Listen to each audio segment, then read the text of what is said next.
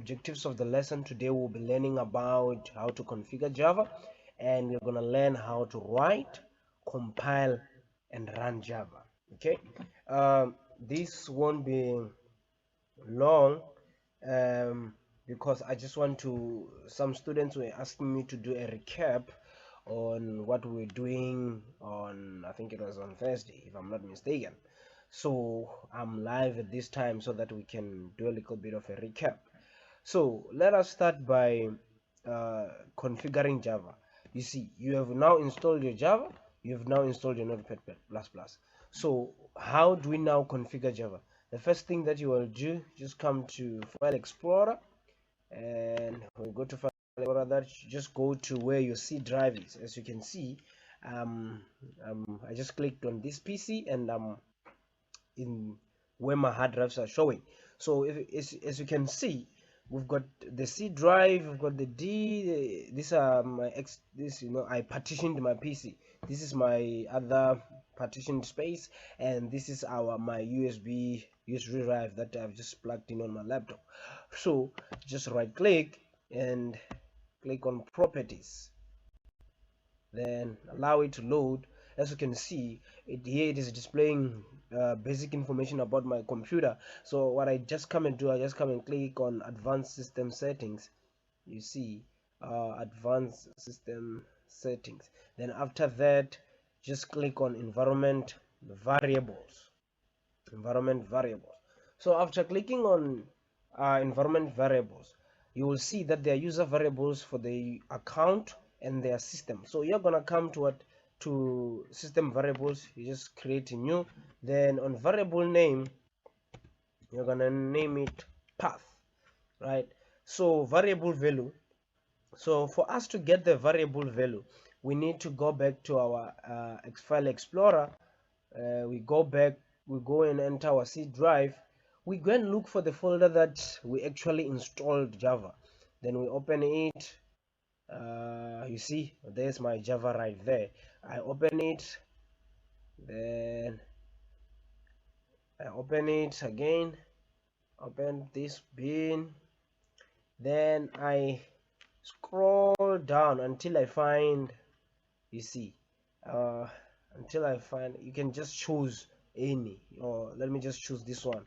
Right click, properties, then we copy the location. We copy the location. You just copy the location and press OK. Then you can actually close the window. Then you can actually come and paste what your value here. Then after that, you're gonna press OK. I'm not gonna press OK because I've already configured my Java, right? You're just gonna press OK. So after doing that, there's actually a way that you can use to test if Java has been installed on your system. So what you're gonna do, you're gonna go to your start, and then you just type in CMD. Just type in CMD, right? And it will give you this command prompt. So we're just gonna open command prompt right now. Then after it is open, we're just gonna type Java to check if really our Java is installed. If it shows us this, it means that it is installed properly. We check Java. This is the meaning of Java compiler. When it does this, it is showing us that we have now, our things are properly configured. So let me clear the screen. You see, everything now is sorted. We have seen how to now install our Java. We have now installed our Java. So the next thing that I want us to do now, it is now how to now write Java programs. How can we write Java programs? You see, the first thing that we need to do, we need to go back to our file explorer. Just click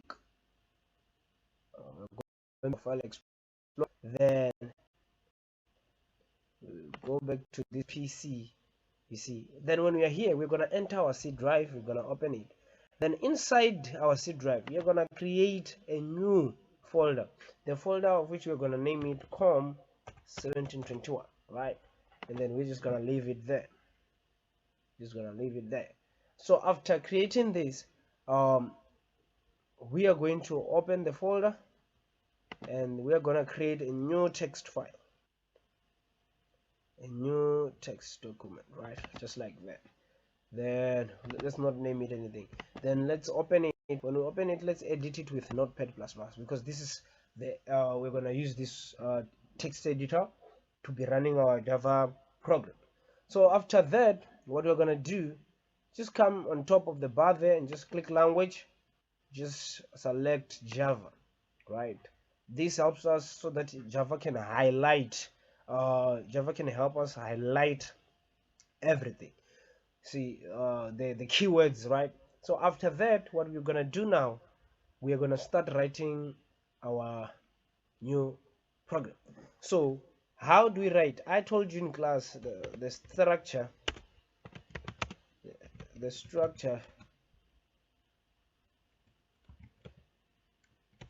of Java goes like this. So as you can see, public class my program. Even if you remove the public part, it's still okay. So it depends on the style of coding. So you wanna use. You can actually use public class whatever. So for now I'm gonna use class my program. Remember, this I'm defining. This is the name of my class. This is the name. Keep this name on your mind, right? So let's write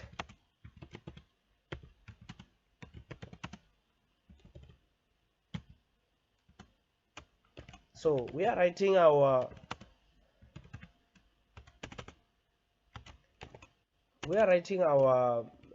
main method, the main method that actually makes Java to run everything.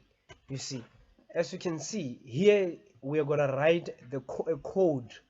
Here we're gonna write a code to of which we're gonna display. So we're gonna write a simple code which will allow us to now display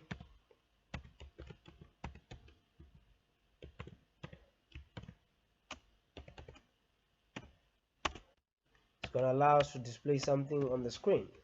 So we're just gonna write hello world, right? So this is the basic structure, guys, of how to run a mere Java code. So after that, we need now to save. So we just click and then we say save as. Then remember, the file name should be the same as your class name. So I'm gonna change here program. So make sure that the save as type is always Java. It's always just Java. It's always Java. You can actually select it. Make sure that it's always written Java source file. Remember in class we talked about source file, and you see now, as you can see, we let's delete this one because it's no longer important. We've got what? Our Java file right there. We've got our Java file right there. So this is our source code. So let us try to now compile. Let us try to compile our program. So how do we compile? Just click there, right click, open containing folder in CMD. You open it, then you write Java, your program, your class name, or your program file name. Right. So as you can see, we have navigated to a folder named COM1721 in C drive. That's why I told you you're gonna save there. So after that, we need to now write .java, right? And then we just press OK, and we allow it to compile. So as you can see, oh, I made a mistake. That's why it's giving me an error. I didn't write the correct spelling.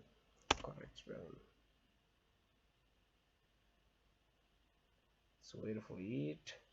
You see, now it is showing me errors, right?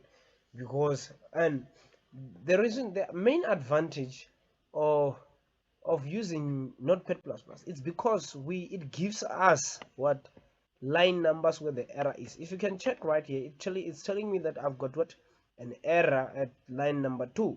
So what I go back to line number 2, there's something wrong here. So what I need to do is just to to change this to be written like this. You see, public static void main.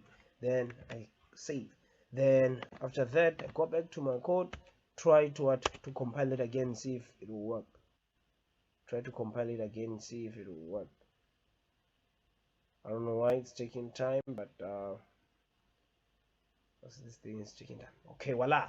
So immediately when it gives me this without any comment or anything, I automatically know that there's no error on my code. So what I need to do now, I need to run my program. So when I run my program, this is what I do: Java my program, right? Java, and I call my class name. Then what I before we run it, let's go to our file folder. I want to show you something. You see now, they are now what? Two files. We've got the source code and we've got the class file. This one is the one that is going to be interpreted to the computer, right? So let's go back to our command prompt. As you can see, let me just press enter and see what will happen. You see, now it's printing what? Hello world, which means that my program is running perfectly. Don't forget the structure. Don't forget the structure. Don't forget the structure. Don't forget what I taught you about the structure. So guys, there's nothing deep about writing Java programs. Nothing. So we in our next lesson, I will be teaching you on how to use variables. And remember, in class we talked about local variables. We talked about different types of variables. So I will be teaching you about those things. You see, I'll be teaching you about those things. I just felt I should come live now so that I can try and explain to those who didn't understand. And I hope this is beneficial. If you have any question, feel free to ask me. Just drop your question on the chat box and I'll get back to you as soon as possible. Till then, guys, thank you very much for your time.